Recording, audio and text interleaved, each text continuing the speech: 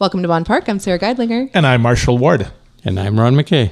So, Ron, you have written your life story as a legacy to leave to your family, to your children, your grandchildren, your great-grandchildren to be. And it's called Hi, It's Me, The Dropout, A Farm Boy's Tale by Ron Leslie Mckay. Thank you so much for coming, Ron. One of the great things about being retired is you don't get paid for any time. So you don't lose any pay. Yeah. Is that one of the great things? Welcome to Bonn Park. Welcome to Bonn Park. Welcome to Bonn Park. Welcome to Bonn Park. Welcome to Bonn Park.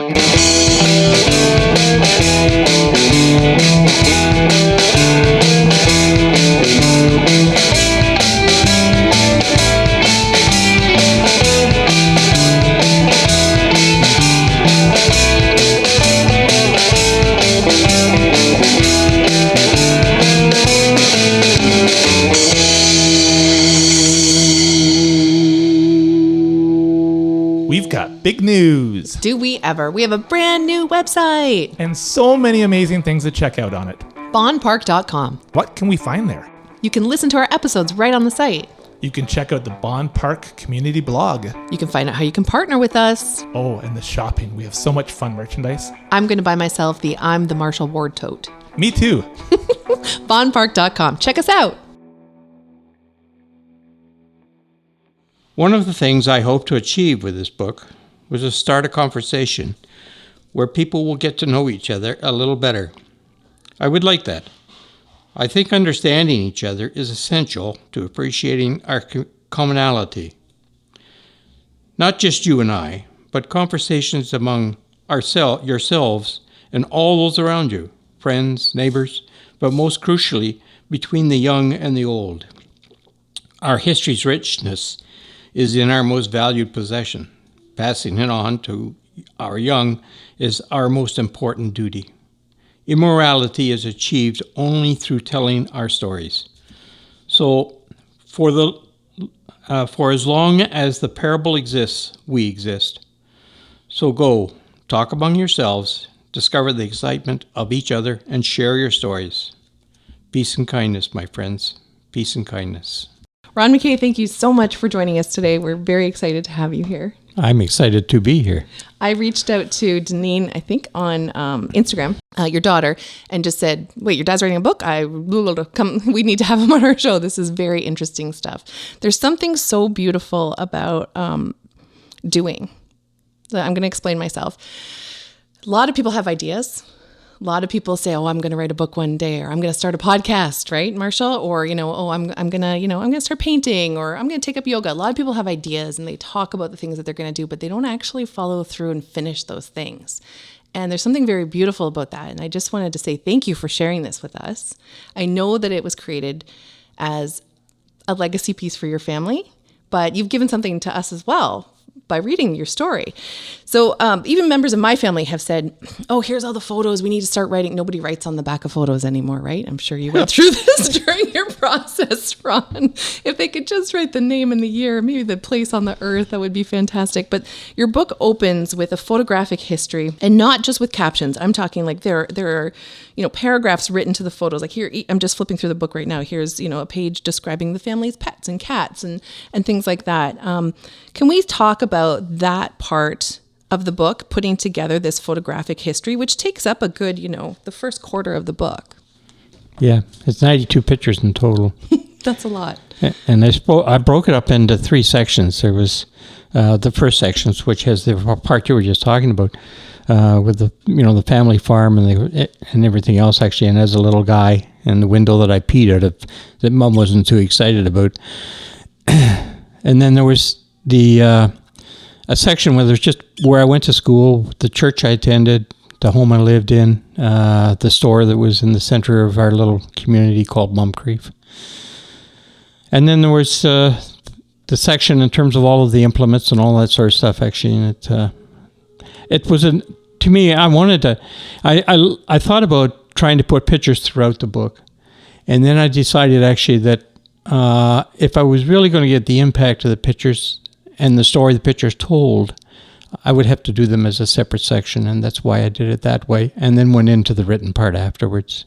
There's only 3 pictures after that, and it's in the part where I dedicate 3 songs to Jude and my kids and my grandkids.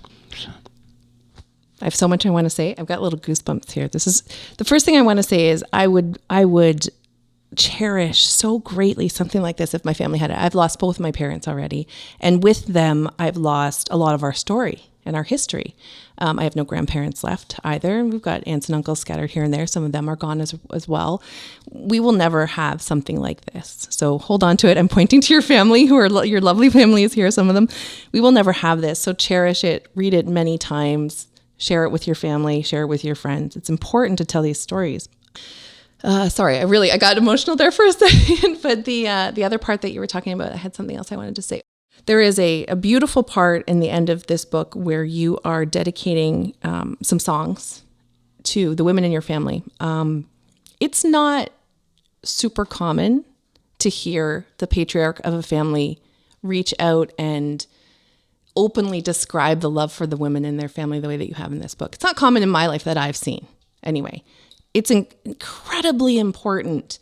We were just having a conversation on another show that we were talking with a pro wrestler about what we see in our media and what we see on television, on TV, and movies and books becomes the world that we live in. It becomes our reality. And if the stories and the dedications and the love isn't shown, that doesn't become part of our everyday lives. So I just want to tell you how important that was. Tell us about those dedications. Well, I've often said to my lovely wife, Judy, I would be absolutely nothing without her. And by extension, that also goes to my kids and my grandkids.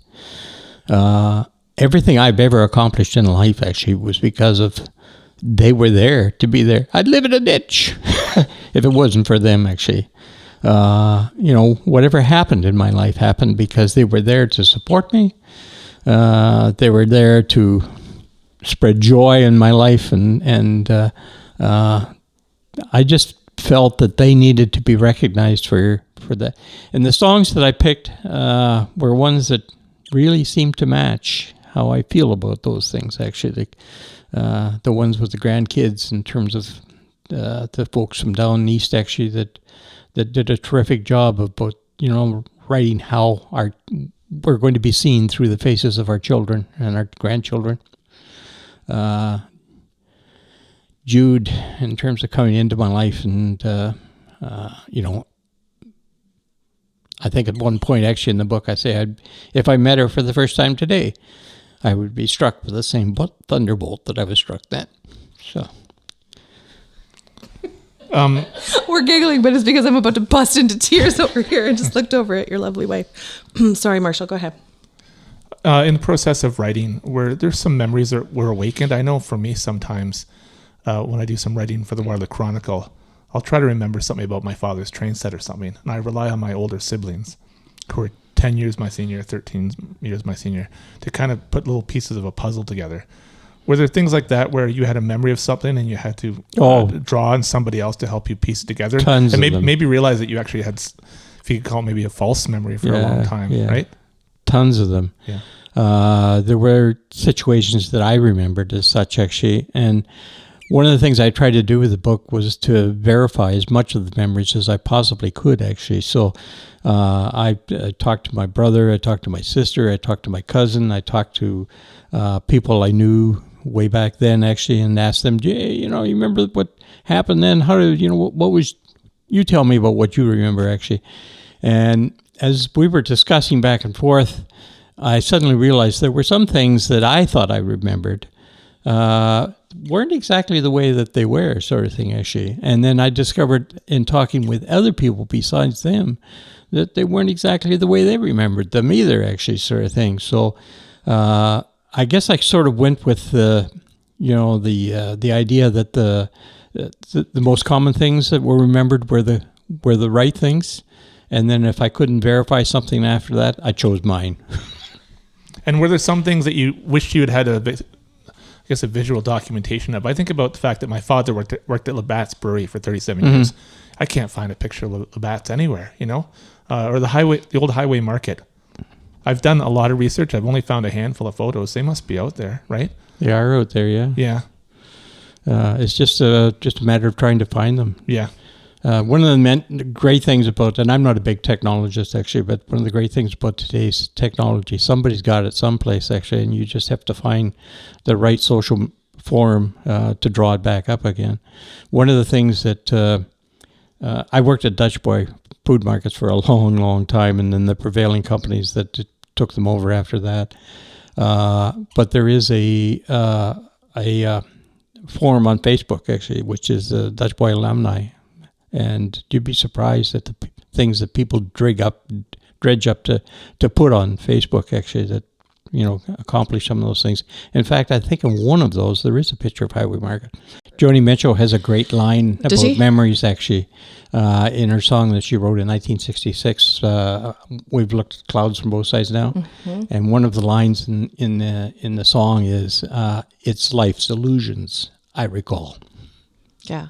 It's an incredible thing what the memory will do to, or what your mind will do to memories that you have. Yeah. And I see that in the book where you're thanking people that, and apologizing, this is how this is the story I've cobbled together. So I hope you're all okay with it. Yeah. But you can't think about that. You can't let that, let you stray from the mission of telling what you believe to be your story. And you've done your proper research, trying to get it, reaching out to family, right? Yep. Not just with the family itself, but also old records and so forth, actually. And like I had thought my dad had gone to a totally different high school than he actually did. And I was amazed when I found actually his school records dating right back to, I think it was 1929, in a school that I didn't realize he attended at all. Sometimes the family history, the family lore can be like apocryphal. Like we all start telling the story and then we all start believing that it's actually true. Yeah. And we rely on those stories. Yeah. I remember hearing some from my family that were actually, like, I don't actually know the origins of where, sometimes people say, like, or my kids will ask, where are you from? I'm like, I think there's some of this, but we don't really know where we're from. We have no real history of that, which is why a book like this is really important. There's some hilarious stuff in the book too, which is like, you talk about when you started smoking. Really funny. This is a really funny story. And I mean, it's so bad. We're not supposed to talk about that now. Wasn't so funny when I got caught. Oh, I bet. For anyone who hasn't read it, obviously it's not going to be widely available for everyone. Tell us that story about starting smoking at 6 years old, was it? I was 6 and my brother was 7, actually. And my dad was an habitual smoker. He smoked between 75 and 80 cigarettes a day. Mm-hmm. Sweet capsule, not a light cigarette, actually, unfiltered. And I guess we decided we were going to, emulate him, sort of thing. And we started stealing some cigarettes, and we'd crawl underneath their bed, which was a really stupid place to go for a smoke, actually. We would better go out in the yard or something, actually. And of course, actually, after a little while, we got caught because when between puffs, we would lay the cigarette on the floor, and of course, it was little burn marks along the bottom of the floor, and that's how we got found out. And for a short period of time, actually, we stopped smoking. But it's hilarious to look back on it now, actually, of course, and funny. It wasn't so hilarious at the time we got caught, actually. As a child in the 70s, I would go to Dutch Boy every Thursday with my mom for groceries. That was the routine. And I'm interested in hearing some of your most vivid memories of Dutch Boy, because for mine, they're very fleeting. But what was so interesting about Dutch Boy is that's where I would have discovered Star Wars figures for the first time. That's where I would have discovered actually record album covers. I would have seen Kiss and Led Zeppelin before I ever knew who these bands were. Dutch Boy had a lot of visual stimulation for a young kid in the 70s. What's most vivid for you, having worked at Dutch Boy? Oh, gosh. I think the people, perhaps, are the most. I had never worked with a group of people that were so dedicated to the work that they were doing. They just, I had worked for different companies before, actually, and it was all kind of a very kind of cool, structured sort of thing. Not that Dutch Boy wasn't structured, actually, but the first time that I met the owner of the company, he had his arm in a cesspit up to his shoulder, digging digging out a grease trap sort of thing, actually. I thought he was the janitor. And my boss said, no, that's the company owner. And it was his kind of action sort of fostered that kind of feeling throughout the entire company, actually. Everybody was, part of the family, part of the team. And I think that's probably the most vivid thing that I remember about the company. And it continued like that right up to the day that the company was taken over by Oshawa, and things moved on. And when you sit down to write a memoir, where do you start? It seems incredibly daunting to me as to where does this begin? Yeah, it was more of a journey that I wanted to talk about than I wanted to talk about any one kind of experience. So basically, I started with being born, and then moved on from there, actually. And there's a lot of parts of the story that didn't make it to the book. Not because I didn't want to put them in it, partially because actually I couldn't remember them all in terms of the totality of it, actually, of what happened. So I didn't want to write down something that I wasn't absolutely certain was correct. Other parts of it, there just wasn't room to put it in the book. So I kind of chose the parts that were most comfortable for me and most memorable to me, actually, and the kind of stuff that I wanted to pass on. Yeah, for sure. I think about how sometimes there are historical writers. I read this story one time about there was a huge train wreck here in town, kind of where the Waterloo Community Arts Center is in Waterloo. And this happened maybe about 110 years ago. And if you look at the newspaper article, the way articles were written back then, it's just very factual. This happened, this happened, this happened.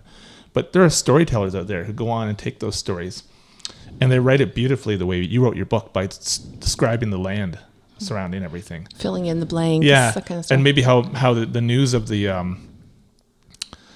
of this crash traveled, because they needed to get doctors here. This is back when this area was called Berlin, and so they're embellishing the story, but they're doing it creatively, and they're making it a much more captivating and enticing story. Yeah. And did you realize early on that by being very descriptive about the space around you and the cultural richness around you, that you were making for a really great read? And or did it just kind of happen naturally? It was, well, I don't know whether it's much naturally, actually, but it was setting the scene, to me, actually tells part of the story. In my next book, the one I hope I actually get some money for, that somebody actually buys, I do a piece that talks about the knowledge keepers and the storytellers, the roles of each, the responsibilities of each, and how those two groups of people fit together in terms of the people who have the actual facts and the people who try to make life come to the facts. And that's basically, I think, what you're talking about. Mm-hmm. Yeah, I think, sorry, Sarah, I think I understand now what you're saying. It was when I was talking about how sometimes people write books with one person in mind they're writing for, or one audience in mind. And I guess clearly your family, but I would say that for someone like me who's not connected to your family, I ate up all the wonderful descriptive details of this space that I've lived in my whole life. And I'm very interested in what this place looked like and was before I was born. So thank you for that. There is a wonderful part where you talk about something that we're very passionate about, which is sort of the farm to table, feeding where you live. Without me fumbling through it, why don't you tell us that part of the story in your own words? Well, when I was a kid, we didn't buy all of our food. We grew most of our food, actually. There's everybody has porridge in the morning, oatmeal, actually. Well, we didn't go to the store to buy the porridge.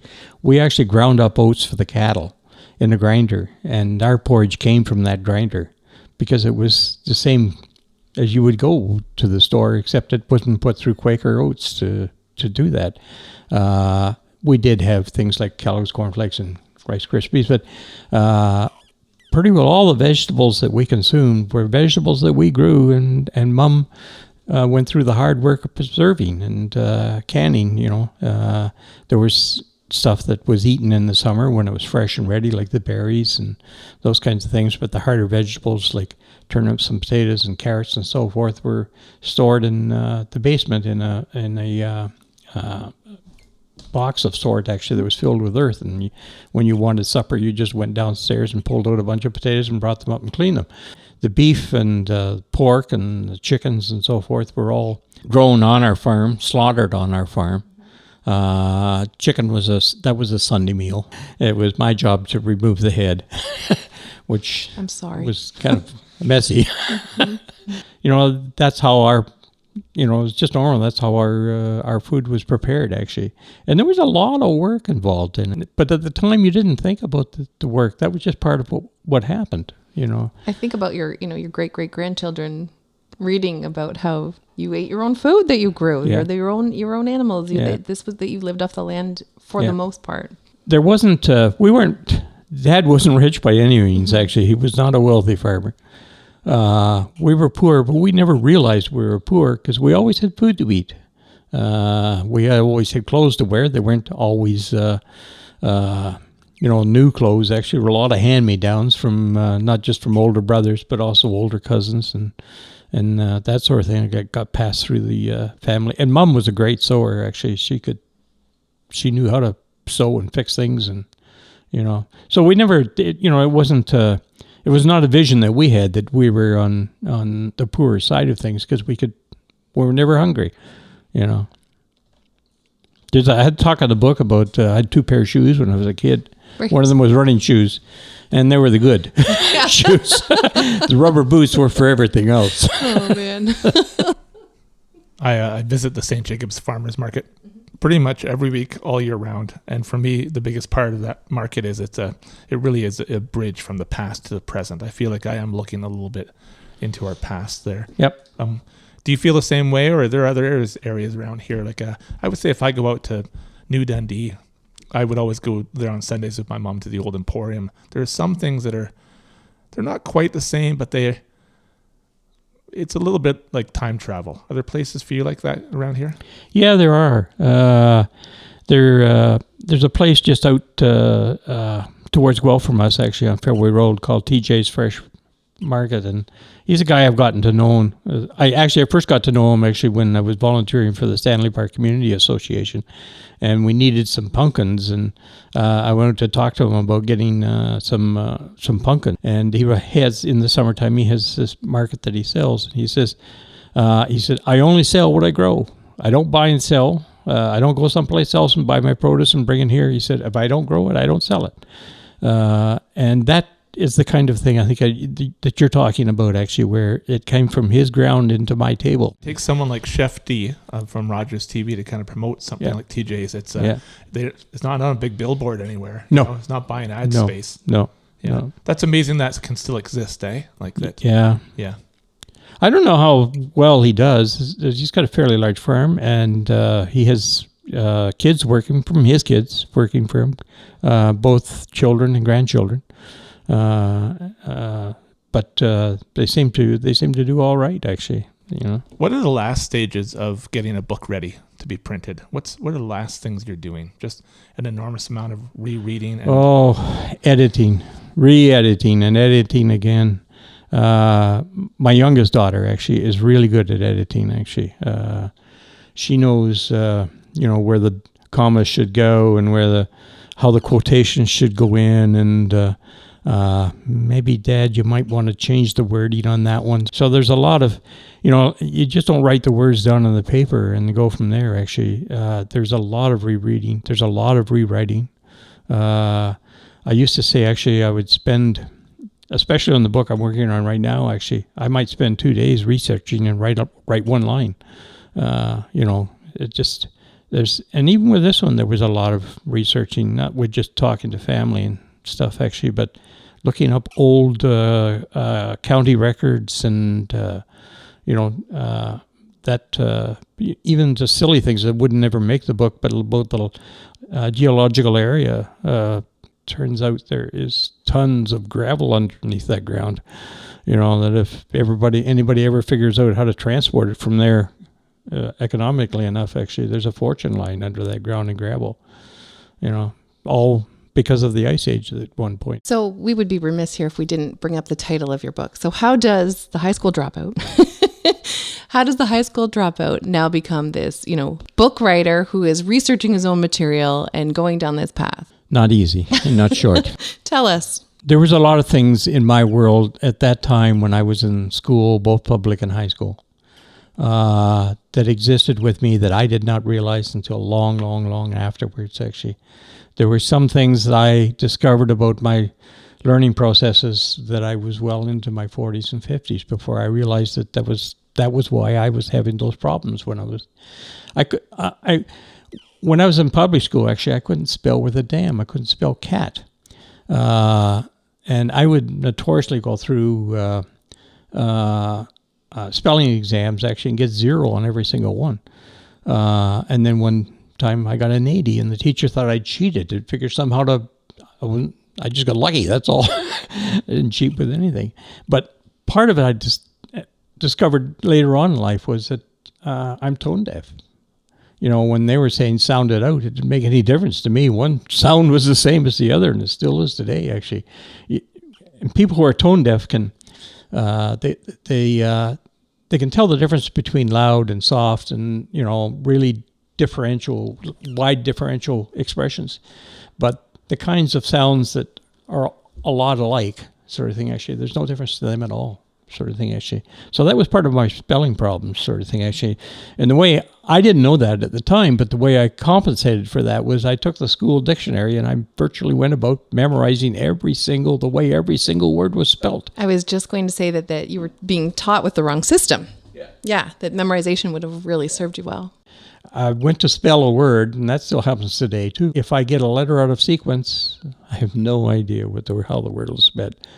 And it's just a mental thing that, that is there, sort of thing. So those were the kinds of things that I had to do. Those are the kind of problems that I faced, and especially getting into high school, actually, because, country school teachers were somewhat forgiving. High school teachers weren't so much, and I was just too frustrated to continue on. But even after I left high school, actually, I started reading. I read tons of books, history, not a lot of fiction, but biographical stuff on people, history books, geography books, books of information. And that's where I started to build my background of knowledge and understanding of how the world worked and people worked and all that sort of stuff.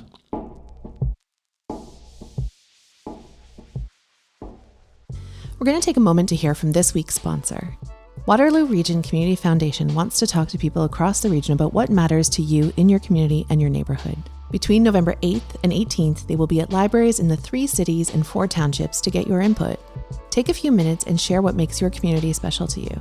And if together we could tackle one thing to make your community an even better place to live, what would it be? No registration is required. You can pop in for 5 minutes or stay longer. Check out their website at wrcf.ca/dialogues to learn more and see when they are in a location near you. And now back to the show.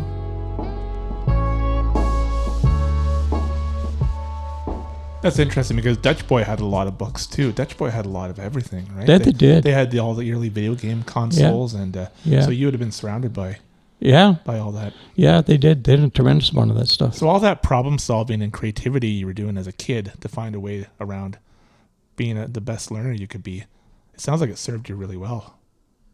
Well, I think it did, actually. I also, I picked out mentors that I followed them and learned by them, sort of thing, actually. And if they did it right and it worked, well, then I tried it, And what goes into putting the artwork for a book together? I'm talking about the front cover and the back cover. I know a little bit about this. My brother, who was published with ECW Press, some graphic designer, presents 3 very different looks. And they say, do you have a preference? And they talk about that. But what were you doing when you were thinking about this? It's a beautiful color palette, first of all, with an amazing photo of you as a kid in the middle. I had the book printed by MT Printing, actually. They have a division, actually, that publishes books, actually, it's a separate division. And I went to them to talk to them about getting the book printed. And when they talked about the cover, actually, I said, well, all I want is just the title and a black and white. Fantastic photo of you. Yeah. I didn't want to get, So when I went in, they had put together the test copy because they print off a test copy which after you've gone through and done all your editing and everything else, actually, and you've handed it to them, they print off a test copy, which they print and hand back to you. So when I walked in and they handed me the test copy, the girl said to it, the guys here thought maybe you might like something a little different than a plain black and white. So they put this together, and I looked at it and I thought, that's exactly what I want. Oh, good. I need someone else to bring the vision alive for you. And I the fact that they picked the picture of me, in school, sitting at my desk, actually, for the front of it, I thought that just tells so much about what I'm talking about, actually. And, it really does. So, I have to thank them for that. I didn't participate in that one at all. Isn't it incredible? Well, Sarah knows this. She's a photographer, but the amount of information you can pack into an old photograph, like the clothes you're wearing, that chair you're sitting on, your haircut. It's astounding. Yeah. Doesn't your brother collect slides? Hi, David. We're talking a lot about your brother today. Yeah. He collects slides of old people he doesn't know. David said there's a huge market for old slides. And photographs. Family photos or photos of the beach, photos with cars in them. There's a market for all slides. I just found something online where a family had bought at an auction a box of photos that was like this man's life of his fishing expeditions. So on the back of every photo he had written, caught this, whatever, I'm not really into fishing, tarpon off the coast of Florida on this date, the weather was such, and the family is just going through this stranger's life through this photographic history that they found, Pretty interesting, actually. It's one of the reasons why people go to cemeteries to write history. Yeah. Is because, they're pretty certain that the facts that are chiseled in that piece of granite are actual facts. Written in stone, literally. Yeah. And there's amazing, I've done some looking at them too, and there's amazing stories, little chunks that you often see on the back of a stone that people talk about what they did in their life or who they what was important to them and that sort of thing. Just little tiny pieces of information, I know a woman who, in her 80s, she took a continuing education course at Conestoga College, and it was specifically about writing your memoir. Everybody in that class was there with the hopes and aspirations to write a memoir. And when the topic of memories came up, she said the thing that stuck with her most was you can sit there forever trying to figure out if you've got the memory is accurate or not regarding people, places, and time. But at some point you have to make peace with it, and even maybe not worry too much if those memories are really all that historically accurate. Like, those are your memories, right? Mm-hmm. And there must have been times where you did that, where you just figured you settled on, this is what happened at this place and time. One of there were memories that didn't make it to the book because I felt that relating them might hurt somebody. Mm-hmm. They perhaps weren't the pleasantest of memories. And I've never felt actually that, talking about things that, life is hard enough without having to have to duck the bullets. So those kinds of stories I rejected right away because I didn't want to. I had the hardest memory I had to put in actually was about my dad. Actually, at one point I decided not to do it because my dad and I never got along very well. We were oil and water, and we couldn't stand to be in the same room together. Actually, for whatever reason, I don't know actually, but it was from I was a little kid on. So when I wrote that piece, actually, I tried very hard to write about a man who had really tried to make his life, because he didn't come from the easiest of circumstances, and he had a lot of mountains he had to climb. So I really tried to put together a piece that reflected him as his own person, actually, and not as a bad person, but as a person who really tried to deal with life as best he could. It's so interesting that you say that, Ron, because I have that. I think about this often for myself. I kind of wish I could turn back time and edit what I have told my children about my own father. Because what does it serve? And my problem, my learning issue that I have is just I'm brutally honest, and it's not for everyone. And I don't mean to be, and I'd never mean to be a jerk, but it's just like truth just spills out of my face, and that's why we have this show together, and it works. And my kids ask me a question about my past, and there goes the answer. It just comes out of my mind. And Yeah, there's stuff I wish I wouldn't have told them. Like they, did they need to know that he was struggling with alcoholism his whole entire life and that he died of alcoholic related cancer? Or could I just focus on like he built airplanes in the garage and he knew how to build a house in an afternoon and, like he could do all these other really cool things. And he was kind of an amateur musician. Or could I just have edited that and given them the good stuff?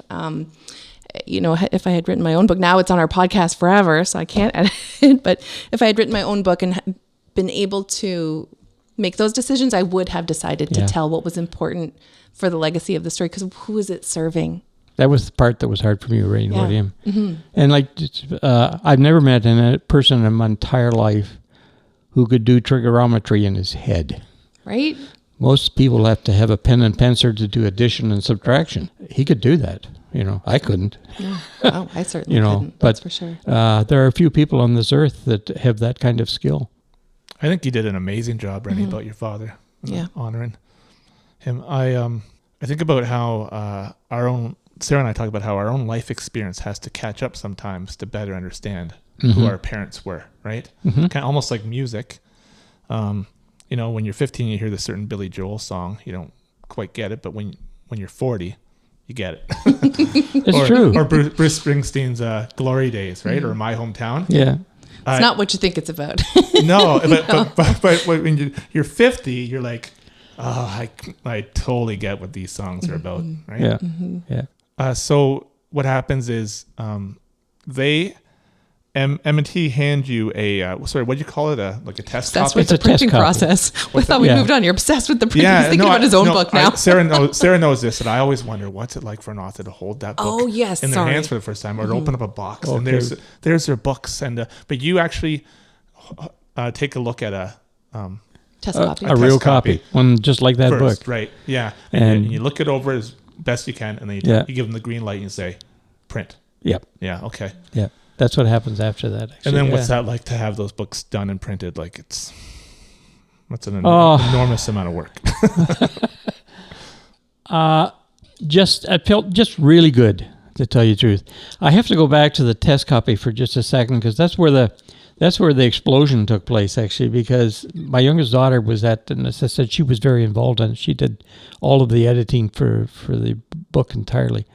And when it came out, and she happened to be at our place, actually, and I said, I've got the book, and she said, where is it? And I said, so I showed it to her, actually. So she said, I got to take a picture. And she took this picture and she sent it to everybody.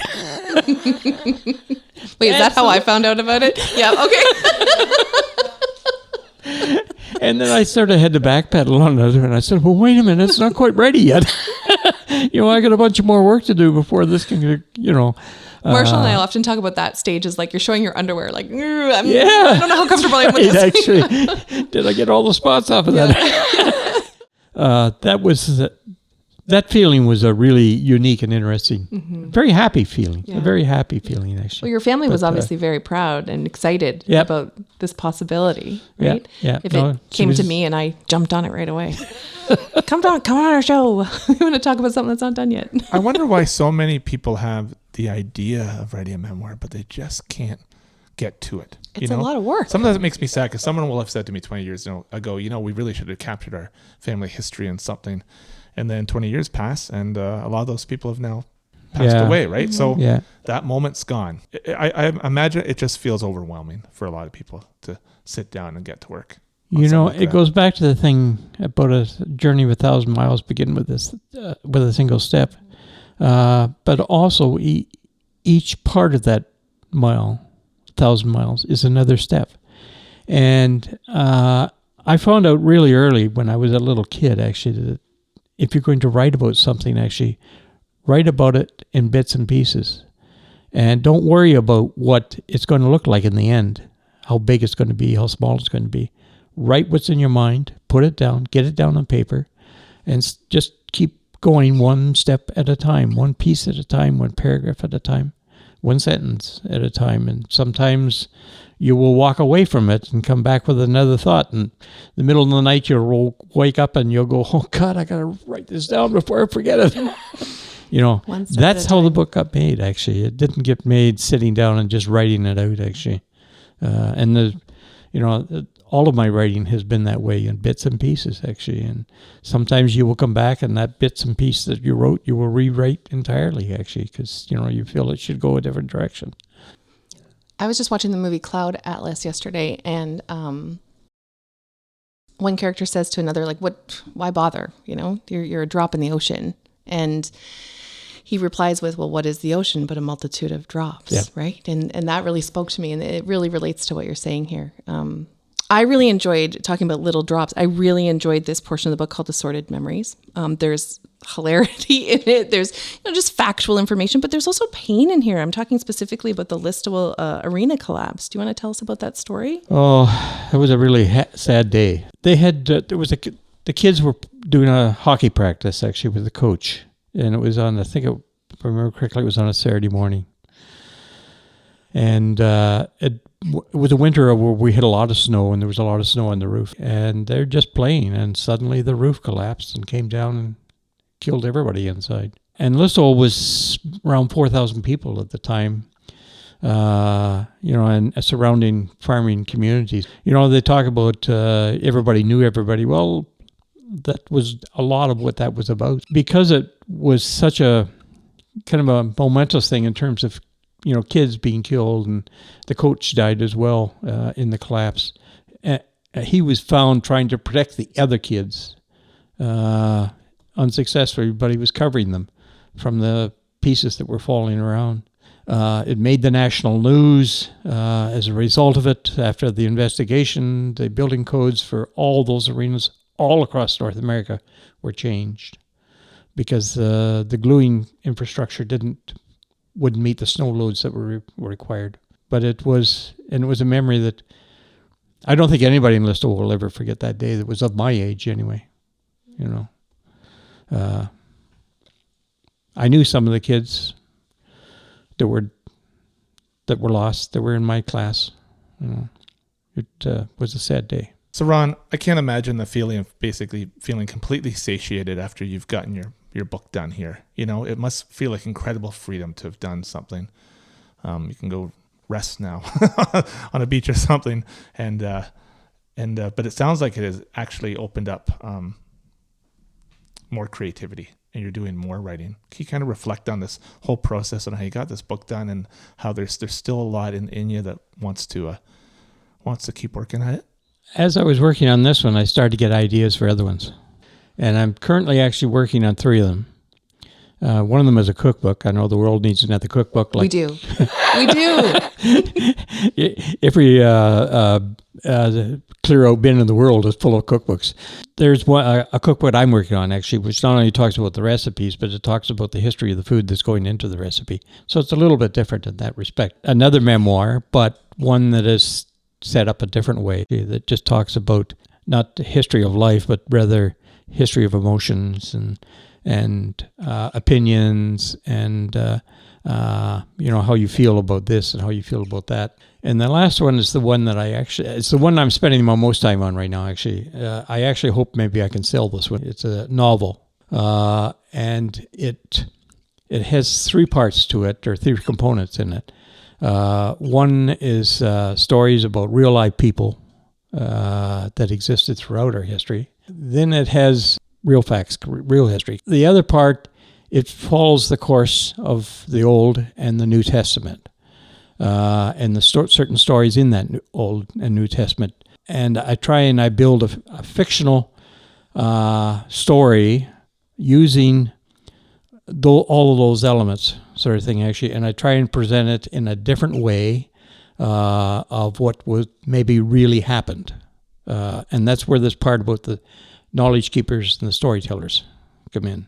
My story is fictional, but I'm trying to tell it in a way that might have happened that way. All of my heroines are women, but I use twin sisters for that one. Ron, with your writing and the stories that you want to share with your family and with the world, what do you hope for the future? I really would, I don't know if that'll ever happen or not, actually, but I really would like to be known as the last part of my life, the last job of my life, would to be a railroad writer.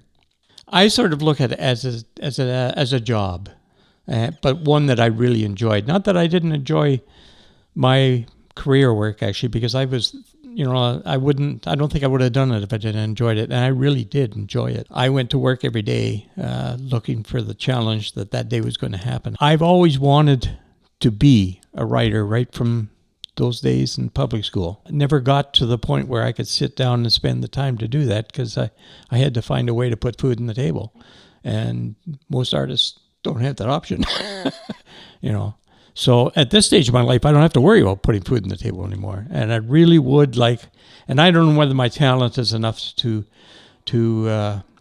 be that writer, but that's the one thing I would really like to become is a writer worthy reading.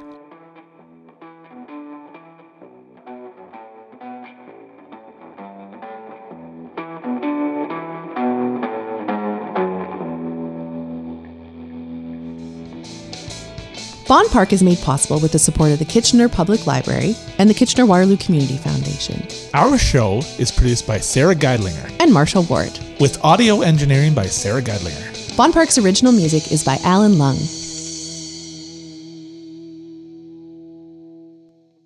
Harry, you still with us? We want to tell you about a fun project that we have. Are you ready? Yeah. We have another podcast called An Unscripted Spectacle, Wrestling with Wrestling. Here's Colin Hunter of Kayfabe News to tell you all about it. Welcome to An Unscripted Spectacle, Wrestling with Wrestling. I'm Colin Hunter from Kayfabe News. Marshall is utterly obsessed with professional wrestling. Sara is utterly perplexed by professional wrestling. On each episode of An Unscripted Spectacle, Marshall and Sara talk with a different guest from the world of wrestling. Promoters, referees, journalists, and current and past stars of the Squared Circle to talk deeply about the strange magic of professional wrestling that has enchanted Marshall his whole life. Can they turn Sara into a fellow connoisseur of professional wrestling? She'll need some convincing.